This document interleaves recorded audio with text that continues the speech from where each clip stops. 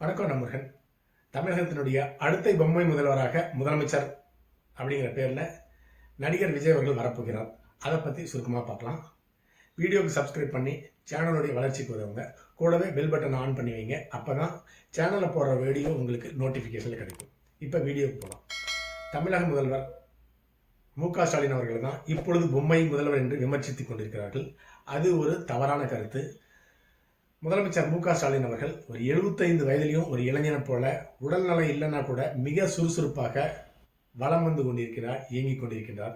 ஆனால் தன்னை தமிழக மக்கள் விரும்பும் முதலமைச்சர் என்று ஒரு வாசகத்தை வைத்துக்கொண்டு 2026 சட்டமன்ற தேர்தலை தமிழக வெற்றி கழகம் சந்திக்க போகுது அப்படின்னு சொல்லியிருக்காங்க.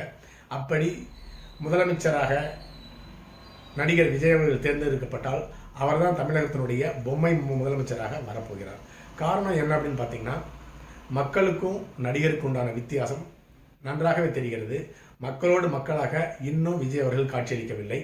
ஒரு சூப்பர் ஸ்டாராக, ஒரு நடிகராகத்தான் இன்னும் தன்னை வழிநடத்தி கொண்டிருக்கிறார் விஜய் அவர்கள். மக்களுடைய போராட்டத்திற்கு தோளோடு தோள் கொடுத்து தெருவில் இறங்கி இன்னும் போராட்டம் நடத்துகிற அளவுக்கு நடிகர் விஜய் அவர்கள், தமிழக வெற்றி கழகத்தினுடைய தலைவர் விஜய் அவர்கள் வராதுதான் இதற்கு காரணம். அதற்கு உதாரணம், பரந்தூரில் போராட்டத்தில் ஈடுபட்ட அந்த மக்களை தன்னுடைய வீட்டுக்கு வரவழைச்சி சந்தித்து அவர்களுக்கு ஆறுதல் தெரிவிச்சிருக்காரு. ஆனால் போராட்ட களத்துக்கே சென்று மக்களை சந்திச்சிருந்தாலும் அது மிக சரியாக இருந்திருக்கும். அந்த சம்பவம் நடந்து வீட்டுக்கு வரவழைத்து சில மாதங்கள் கழித்து தான் பரந்தூர் போராட்ட மக்களை நேரில் சந்தித்து அவர்களுக்கு ஆறுதல் தெரிவித்தார். அவர்களுடைய போராட்டத்திற்கு முழு ஆதரவு தெரிவித்தார். அடுத்ததாக அஜித் கொலை மரணம். கோயிலுடைய காவலாளி அஜித் அழித்து கொலை செய்யப்பட்ட பிறகு தமிழக மக்களுடைய ஒரு மிக பெரும்பான்மை மக்களுடைய ஆளுங்கட்சிக்கு எதிரான மனநிலை இருந்தது. அந்த சமயத்தில் செய்தியாளர்களை சந்தித்து அந்த கொலைக்கு எப்படிப்பட்ட எதிர்வினை ஆற்றணும் அப்படின்னு சொல்லிட்டு ஒரு செய்தியாளர்களுடைய சந்திப்பு எதுவுமே நடிகர் விஜய் அவர்கள் நடத்தவில்லை. அஜித்குமார் வீட்டுக்கு சென்று கமுக்கமாக ஏதோ ஒரு பணத்தை கொடுத்து உதவி பண்ணிட்டு தான் ஒரு பவ்யமான அரசியல்வாதி அப்படிங்கிற ஒரு நிலைப்பாட்டை எடுத்துட்டு தான் வந்திருக்காரு. அடுத்ததாக ஐஐடி மாணவி பாலியல் சம்பந்தப்பட்ட வழக்கு உச்சகட்டத்தில் ஊர் முழுக்க, இந்தியா முழுக்க பேசப்பட்ட பொழுதும் மிக அமைதியாக அதை கடந்து சென்றவர் தான் விஜய் அவர்கள். ஒரு மாதம் கழித்து தான் அதற்கு எதிர்வினை ஆற்றினார். அடுத்ததாக மெத்து, திராவிட முன்னேற்ற கழகத்தை சேர்ந்த பொறுப்பாளர் மெத்து கடத்த பொழுது அதற்கு மிகப்பெரிய அளவில் எதிர்ப்பு தெரிவிக்கல, செய்தியாளர்கள் சந்திப்பும் நடத்தவில்லை. அதே போலவே திராவிட முன்னேற்ற கழகத்தை சேர்ந்த பொறுப்பாளர் தன்னுடைய 2வது மனையை பொது வழியில் அழித்து துன்புறுத்தி குடும்பப்படுத்தியிருக்கார். அதுவும் மிக பெரிய அளவில் ஊடகங்களால் பேசப்பட்ட பொழுதும் மௌனம் காத்தவர் தான் விஜய். அடுத்ததாக திராவிட முன்னேற்ற கழகத்தை சேர்ந்தவர்கள் கிட்னி கடத்தியிருக்காங்க. இப்பொழுது அதாவது சட்டவிரோதமாக அப்பாவி பெண்களுடைய வறுமையை பயன்படுத்தி மூளை சலவை செய்து அவர்களுடைய கிட்னியை திராவிட முன்னேற்ற கழகத்தை சேர்ந்தவர்களுடைய மருத்துவமனையில் கல்லூரியில் வச்சு ஆப்ரேஷன் பண்ணியிருக்காங்க, கடத்தியிருக்காங்க. இதற்கும் விஜய் அவர்கள் எந்த விதமான செய்தியாளர் சந்திப்பையும் ஒரு கண்டனத்தையும் தெரிவிக்கவில்லை. அடுத்ததாக ஆம்ஸ்ட்ராங் கொலை பரபரப்பாக பேசப்பட்டது. ஒரு தமிழ்நாட்டில் உள்ள ஒரு மிக பெரிய அரசியல்வாதியினுடைய கொலை. அந்த கொலைக்கு 2 மாதம் கழித்து தான் ரியாக்ஷன் கொடுத்திருக்கிறாரு. அதற்கு அடுத்ததாக திராவிட முன்னேற்ற கழகத்தினுடைய மாநகராட்சி ஊழல். ஒரு மாநகராட்சி முழுக்க ஊழலில் மூழ்கி முத்தெடுத்து கொண்டிருந்த பொழுது திராவிட முன்னேற்ற கழகத்தை சேர்ந்த கவுன்சிலர்களே தங்களுடைய கட்சியை சேர்ந்த மேயருக்கு எதிர்ப்பு தெரிவித்து போராட்டம் நடத்தினாங்க, ராஜினாமா செஞ்சாங்க. அதற்கும் மௌனம் காத்து கடந்து சென்றிருக்கின்றார் விஜய் அவர்கள். அடுத்ததாக திராவிட முன்னேற்ற கழகத்தினுடைய ஆட்சிக்கு வந்தவங்களுடைய விவசாயிகளுக்கு தேனாரும் பாலாரும் ஓடுன்னு சொல்லிட்டு ஆட்சிக்கு வந்துட்டு விவசாயிகளுடைய நெல் மூட்டை எல்லாமே மழையில் சேதம் அடைஞ்சு லட்சக்கணக்கான விவசாயிகள் பாதிக்கப்பட்டிருக்காங்க. லட்சக்கணக்கான நெல் மூட்டை மழையில் நனைஞ்சிருக்கு. அதற்கும் எந்த விதமான கண்டனத்தையும் தெரிவிக்கவில்லை விஜய் அவர்கள். மொத்தமாக இந்த 1.5 வருஷத்தில் விஜய் அவர்கள் கட்சி ஆரம்பித்து 3 முறை தான் மக்களை சந்திச்சிருக்கார். இன்னும் செய்தியாளர்களை ஒரு தடவை கூட சந்திக்கவில்லை. விஜய் அவர்கள் பேசிய அரசியல் அப்படிங்கிறது மிகப்பெரிய அளவில் கூட்டத்தை நடத்தி போராட்டம் நடத்துவார்னு எதிர்பார்க்கப்பட்ட இடத்துல ஒரு 2.5 நிமிஷம் மட்டுமே பேசிட்டு மௌனமாக வெளியேறிட்டார். அந்த அளவுக்கு மக்களிடையே ஏமாற்றத்தை கொடுத்திருக்கின்றார் விஜய் அவர்கள். இவர் தான் தமிழகத்தினுடைய 2026 சட்டமன்ற தேர்தலில் முதலமைச்சராக தேர்ந்தெடுக்கப்பட்டால் கண்டிப்பாக இவர் தான் பொம்மை முதல்வராக வரப்போகிறார். அதற்கு உதாரணம் தான் இப்படிப்பட்ட செய்தியாளர்களை சந்திப்பை மறுப்பது, மக்களுக்கு உண்டான பிரச்சனைகளை எடுத்து பேசாமல் மௌனமாக இருப்பது. அடுத்ததாக மத்திய அரசு தன் சொந்த நாட்டு மக்களையே முஸ்லீம்களையே நாடு கடத்தி கொண்டிருக்கிறது.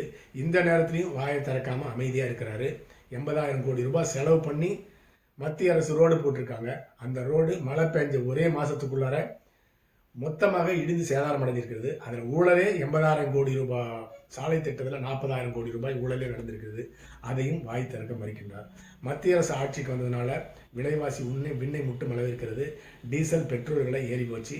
சமையல் கேஸ் விலை குறைக்கிறாங்க, அது ஏறி போச்சு. இதற்கெல்லாம் வாய் திறக்காத தமிழக வெற்றி கழகத்தினுடைய தலைவர் 2026 சட்டமன்ற தேர்தலில் வெற்றி பெற்று முதலமைச்சரானால் இவர் ஒரு பொம்மை முதல்வராக செயல்பட போகிறார். சரி, அடுத்த பொம்மை முதல்வர்னு சொல்லியிருந்தேன். இப்போ யார் பொம்மை முதல்வராக இருக்கிறார் என்று கேட்டால் மு.க. ஸ்டாலின் அவர்கள் பொம்மை முதல்வராக இருக்கிறான்னு சொல்லிட்டு ஊடகங்கள் எல்லாமே எதிர்கட்சிகள் சொல்லிக்கிட்டு இருக்காங்க. அது ஒரு தவறான பேச்சு என்று தான் சொல்ல வேண்டும். முதலமைச்சர் மு.க. ஸ்டாலின் அவர்கள் தன்னுடைய 75வது வயதிலும் உடல்நலம் இல்லாமல் இருந்தாலும் மிக கடுமையாக சுறுசுறுப்பாக உழைத்து கொண்டிருக்கிறார் அப்படிங்கிறது தான் உண்மை. செய்யும் தொழிலே தெய்வம் அப்படின்னு சொல்லிட்டு உழைச்சு கொண்டிருக்கிறாரு. ஊராக பிரச்சாரம் செய்து கடினமாக உழைத்து கொண்டிருக்கிறார். என்ன அந்த உழைப்பு மக்களுக்காக உழைச்சார்னா உண்மையை மக்கள் பாராட்டி 2026 சட்டமன்ற தேர்தலில் பெரும்பான்மை திராவிட முன்னேற்ற கழகத்துக்கு கொடுப்பாங்க. தன்னுடைய நாட்டு மக்களுக்காக உழைப்பதற்கு பதிலாக முதலமைச்சர் மு.க. ஸ்டாலின் அவர்கள் தன்னுடைய சொந்த குடும்பத்திற்காக ஊழலாக பணம் சேர்ப்பதிலையும் தன்னுடைய கட்சிக்காரங்களுக்காக வட்டம் மாவட்டம் எம்எல்ஏக்களுக்கு சொத்து சேர்ப்பதற்காகத்தான் மு.க. ஸ்டாலின் அவர்கள் கடுமையாக உழைத்துக் கொண்டிருக்கின்றார்கள். இப்படிப்பட்ட சமயத்தில் தான் கட்ட பஞ்சாயத்து நில அபகரிப்புன்னு சொல்லிட்டு வட்டம் மாவட்டமெல்லாம் ஈடுபட்டாலும் அவர்களை காவல்துறையிலிருந்து காப்பாற்றி வழக்குகளிலிருந்து காப்பாற்றுவதிலும் முழுமூச்சாக உழைத்து கொண்டிருக்கின்றார். கட்சிக்காரன் கட்ட பஞ்சாயத்திலும் பாலியல் வழக்கிலும் ஈடுபட்டாலும் அதையும் தன்னுடைய அதிகாரத்தை பயன்படுத்தி திமுககாரன் எதை செஞ்சாலும் அவர்கள் மீது நடவடிக்கை எடுக்கக்கூடாதுன்னு சொல்லிட்டு ஸ்டேஷனுக்கு உத்தரவு பிறப்பித்து உழைத்து கொண்டிருக்கின்றார். அடுத்ததாக கள்ளக்குறிச்சியில் கள்ளசாராயம் குடிச்சு 64 பேர் மரணம் அடைஞ்சிட்டாங்க. அந்த கள்ளசாராய மரணத்திலிருந்து தன்னுடைய ஆட்சியை காப்பாற்றணும்னு நினச்சி உயர் அதிகாரிகளில் மாற்றம் செஞ்சு பாதிக்கப்பட்ட ஒரு மக்களுக்கு பணத்தை கொடுத்து பத்திரிகையாளர்கள் சந்திப்பை மறுத்து அந்த ஊடகங்களில் வர முடியாமல் இப்படி கடுமையாக தமிழக மக்களுக்கு உழைப்பதற்கு பதிலாக தன்னுடைய ஆட்சியில் நடந்த அவலங்களை மறைப்பதற்காகவும் தன்னுடைய குடும்பத்துக்காகவும் உழைத்து கொண்டிருக்கின்றார். அடுத்ததாக வட்டம் மாவட்டம் லோக்கல் எம்எல்ஏ எல்லாம் சம்பாதிக்கிறதுக்காக சட்டவிரோத பாரை நடத்தி கொண்டு அவர்களுக்கு பணத்துக்காக சம்பாதிப்பதற்காக உழைத்து கொண்டிருக்கின்றார். பொன்முடி துரைமுருகன் போன்றவர்கள் எல்லாமே மணல் கலத்தில் ஈடுபட்டு மாட்டிக்கிட்டாலும் அவர்கள் சரி செல்லாமல் இருப்பதற்காக வழக்கறிஞர்களை வைத்து வாதாடி தன்னுடைய அதிகாரத்தை பயன்படுத்தி உழைத்து கொண்டிருக்கின்றார். இதெல்லாம் போதாதுன்னு சொல்லிட்டு கூட்டணி கட்சிக்காரங்க டெய்லி ஒரு பிரச்சனையை பேசி கூட்டணி விட்டு வெளியே போகிறோம், ஆட்சியில் பங்கு தரணும் அப்படின்னு சொல்லிட்டு தினம் குடைச்சலை கொடுத்துட்டு இருக்காங்க. அவங்களையும் சமாதானப்படுத்தி கட்சியை விட்டு வெளியேறாத அளவுக்கு பார்த்து கொண்டிருக்கின்றார். இதே அது கூடவே கூட்டணி கட்சியை உடைத்து மறுமலர்ச்சி திராவிட முன்னேற்ற கழகத்தை உடைச்சி வைகோ கட்சியை உடைச்சி அந்த கட்சியிலிருந்து 3-4 எம்எல்ஏக்களை தன்னுடைய கட்சியுடன் இணைத்துக் கொண்டிருக்கின்றார். இப்படி தினந்தோறும் சுறுசுறுப்பாக உழைத்துக் கொண்டிருப்பது தான் முதலமைச்சர் மு.க. ஸ்டாலின் அவர்கள். உழைப்பை தவிர அவருக்கு வேறு எதுவுமே தெரியாது. உதாரணத்திற்கு சமீபத்தில் டாஸ்மாகில் 40,000 கோடி ரூபாய் தலைமை குடும்பம் ஊழல் பண்ணி சம்பாதிச்சிருக்காங்கன்னு சொல்லிட்டு ரைடு நடத்தி கண்டுபிடிச்சிட்டாங்க. அப்படி நடத்தி கண்டுபிடிக்கப்பட்ட ஊழலிருந்து தன்னுடைய குடும்பம் மாட்டிக்கக்கூடாது அப்படிங்கிறதுக்காக நிதி ஆயுக்தா அந்த கூட்டத்தில் டெல்லியில் கலந்து கொண்டு உள்துறை அமைச்சர் அமித்ஷாவை சந்தித்து தன்னுடைய குடும்பத்தின் மேலையும் அந்த வழக்கில் மேல் நடவடிக்கை எடுக்கக்கூடாது அப்படிங்கிறதுக்காக உழைத்து கொண்டிருக்கின்றார். அடுத்ததாக அந்த ரெய்டு நடத்தி 40,000 கோடி ஊழலை கண்டுபிடித்த இடி அதிகாரிகளை தண்ணி இல்லாத காட்டுக்கு மாத்திரத்துக்கு உழைத்து கொண்டிருக்கின்றார். இப்படி தினந்தோறும் உழைத்து கொண்டிருக்கின்ற முதல்வர் தான் பொம்மை முதல்வர் என்று தமிழக மக்களும் விவசாய ஊடகங்களும் போட்டி ஊடகங்களும் விமர்சித்திருக்காங்க. அவர் உண்மையாக உழைக்கின்ற முதலமைச்சராக 2026 சட்டமன்ற தேர்தலில் விஜய் தேர்ந்தெடுக்கப்பட்டால் அவர்தான் தமிழ்நாட்டுடைய முதல் பொம்மை முதலமைச்சராக இருக்கப் போகிறார். அடுத்த பதிவில் சந்திக்கலாம். நன்றி.